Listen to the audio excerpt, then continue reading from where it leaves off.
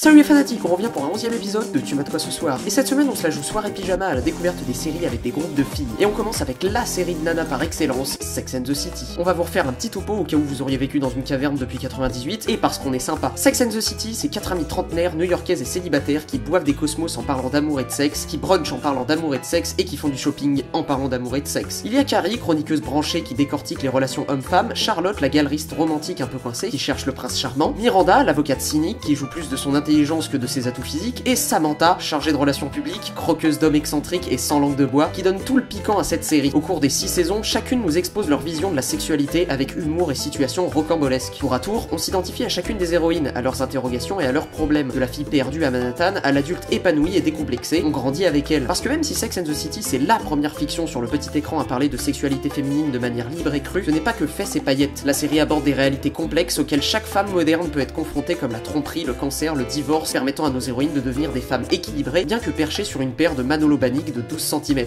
On reste à New York, mais on troque les robes de créateurs et talons hauts contre un pyjama et un litre de glace au fond de son lit, avec la prochaine série à l'honneur, Girls. Un passage à l'âge adulte tout en douleur et en humour. La série suit le quotidien de 4 amies new-yorkaises aux personnalités bien différentes et au caractère bien trempé. Lena Dunham, créatrice de la série, se glisse dans le rôle d'Anna, jeune écrivaine aussi hilarante qu'insupportable. Elle va essayer d'entrer dans l'âge adulte avec ses 3 meilleures copines, Marnie, Jessa et Shoshana, et elles vont affronter ensemble leurs galères familiales, sentimentales, sexuelles et professionnelles. La série commence par la conversation que tous les jeunes adultes redoutent, celle où vos parents vous annoncent que c'est fini le bon vieux temps où vous pouviez vous la couler douce et que maintenant, il va falloir se trouver un job, payer son loyer, ses factures, ses sorties, bref, s'assumer quoi. Outre des dialogues d'une intelligence rare à son tordre de rire, c'est la volonté de réalisme de cette série qui en fait sa force. Chaque personnage montre tour à tour ses imperfections. Si Sex and the City osait enfin parler des désirs des femmes, avec Girls on ose représenter la réalité de leur corps. Lena Dunham prend le parti pris de nous montrer des vraies girls qui s'assument sans pudeur, qui se cherchent, qui tombent et se relèvent en nous faisant passer du rire aux larmes. Un récit touchant, mené par un casting hétéroclite et hilarant. Pour la suite, on quitte les chambres douillettes aux rideaux roses et on opte pour la couleur orange, direction la prison avec Orange is the New Black. Après Weeds, série allumée sur le cannabis, Jenji Kohan s'inspire du livre autobiographique Orange is the New Black, My Year in a Woman's Prison de Piper Kerman pour écrire sa nouvelle série. Nous suivons le personnage de Piper Chapman, trentenaire de bonne famille, tout juste fiancé, qui reçoit un beau jour une convocation pour se rendre en maison d'arrêt. Son entourage est consterné. En effet, 10 ans plus tôt, Piper a transporté une valise d'argent issue d'un trafic de drogue, pilotée par son ex-copine Alex Vose. Elle se rend donc à la prison pour femmes de Litchfield. Lors de la première saison, nous suivons son intégration dans cette prison. Son quotidien est complètement chamboulé. Bagarres, bouffe dégueulasse, relations sexuelles entre détenus, trafic divers et variés, surveillants abusifs. Puis au cours des saisons, elle apprendra à s'imposer, créer et aimer. Et nous l'abandonnerons petit à petit pour s'intéresser aux autres détenus. La série retrace grâce à des flashbacks l'histoire de ces filles parfois badass, mais le plus souvent attachantes. Orange is the New Black soulève d'importants problèmes qui résident aux États-Unis. Certains aspects politiques comme le fonctionnement des établissements pénitentiaires et notamment les conditions des prisonnières, la justice, la manière de représenter les LGBTQ, les violences policières, le racisme, le viol, etc. La particularité d'Orange is the New Black est qu'il ne s'agit pas seulement de prisonnières, mais de vraies femmes, des femmes très fortes, qui subissent la dure réalité de la vie et souvent même ses injustices, des événements qui pourraient arriver à n'importe quelle femme. Il y a beaucoup d'émotions, de sincérité, d'expérience et d'amour. Celles qui nous sont présentées comme des criminels retrouvent à travers la série toute leur humanité et leur crédit. Cette dramédie très bien écrite doit son succès à son casting incroyable, un nombre impressionnant de personnages tout aussi captivantes les unes que les autres, à consommer sans modération. Vous pensiez qu'on l'avait oublié? Comment parler des séries avec des groupes de filles sans parler de la célèbre Desperate Housewives? 4 héroïnes, 13 personnages secondaires féminins, 33 personnages principaux et secondaires masculins, il y a du monde à Wisteria Lane. Dans cette banlieue en apparence très paisible, vit Lynette Scavo, une ex-femme d'affaires devenue une mère au foyer autoritaire, débordée à cause de sa famille nombreuse et d'un mari quelque peu distrait et immature. Brivan de Camp, la femme au foyer par excellence, cuisinière, madame proprette qui fait très attention à son image. Suzanne Meyer, l'éternelle insatisfaite, maladroite, bordélique dans ses intentions et ses sentiments, qui ne cesse d'enchaîner les bourdes. Et Gabrielle Solis, une princesse latina au sale caractère, ancienne mannequin vouant un culte au luxe, à la consommation et à son corps. Un beau jour, dans Wisteria Lane, Marie-Alice, une amie de nos 4 protagonistes, se tire une balle en pleine tête. Les 4 amies décident alors de comprendre pourquoi. Débute alors pour elle un long périple de 8 saisons semé de secrets et de situations rocambolesques. Ce qui rend cette série novatrice, c'est qu'elle nous propose un passionnant mélange de genres, soap, drama, policier, comédie. Les personnages sont très attachants et évoluent vraiment en profondeur. Nous n'avons de cesse de nous demander ce qu'ils vont devenir et à la fin de chaque épisode, on ne veut pas les quitter. Le tout est servi avec un casting époustouflant, des dialogues croustillants et des intrigues bien trouvées. Une comédie douce et amère, un soap luxueux et malin, de grande qualité qui offre à chaque épisode une écriture très acérée. On continue et on enchaîne avec sa charmante petite sœur latina, Devious Maids. Pour les fans désespérés de Desperate Housewives, Mark Cherry fait un très beau retour avec sa nouvelle série à l'âme housewifienne. Devious Maids, c'est l'histoire de 4 femmes de ménage travaillant chez des particuliers très aisés de Beverly Hills. Tout semble se passer pour le mieux quand une domestique décède de façon très étonnante. Un meurtre qui liera à jamais ces 4 femmes décidées à élucider l'affaire. Une intrigue qui nous ferait presque penser à Desperate Housewives. Les personnages principaux de la série, de très jolies latino-américaines, vont très certainement vous charmer et il sera très difficile de s'en dépêtrer. On aime autant leur maladresse que leur crise de nerfs. Le premier épisode suffit pour s'attacher à ces jeunes femmes très touchantes qui vont avoir de toutes les couleurs et qui vont devoir ruser pour s'en sortir. Un parfait équilibre entre le cynisme et la candeur de certains personnages. L'intrigue se tient très bien et on est totalement absorbé par les commérages de cette banlieue chic. On aurait presque envie d'y participer. Si tu raffoles des potins mais que tu as une âme d'enquêtrice, fonce. On termine avec une petite surprise à laquelle on ne s'attendait pas, Mistresses. Dans la catégorie on s'en sort pas avec les garçons. 4 copines du lycée, 4 milieux différents et forcément 4 destins différents. Savannah Davis, sa sœur Jocelyn Carver, Karen Kim et April Malloy sont 4 trentenaires très épanouis professionnellement. Malgré des métiers bien différents, ces amis de longue date ne sont pas meilleures copines pour rien. Et oui, vous avez trouvé, sentimentalement, c'est pas la joie. La série nous happe complètement dans leur vie mouvementée grâce aux intrigues rapidement mises en place et qui vont crescendo au fil des saisons. Les ficelles sont énormes et pourtant on se laisse prendre au jeu et on enchaîne épisode après épisode comme un vrai junkie. Les personnages très humains avec leurs forces et leurs faiblesses ont pratiquement le même âge mais semblent être à des étapes de leur vie qui s'opposent, permettant d'aborder tous les obstacles qu'une femme peut rencontrer. Impossible de s'ennuyer avec la diversité des secrets et des situations cocasses, mais toujours très réalistes. Certaines d'entre vous risquent même de s'y reconnaître. Un bon moyen de se remonter le moral et de se dire finalement, il y a pire que moi. Et voilà, tu n'as plus d'excuses si tu ne sais pas quoi mater ce soir. On se retrouve très vite sur une nouvelle thématique. En attendant, n'oublie pas de partager et de t'abonner. Ciao.